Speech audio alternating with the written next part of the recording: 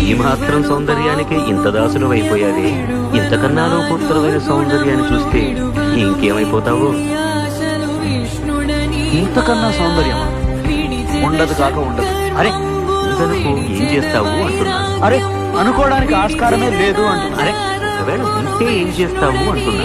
వీళ్ళ అందం కన్నా ఆనందప్రదమై, ఆద్యంత రహితమై, అనంతమై, నా హృదయమంతా నిండి నన్ను తనలో నింపుకునే సౌందర్యమై ఉంటే అరే ఉండదయ్యా స్వామి.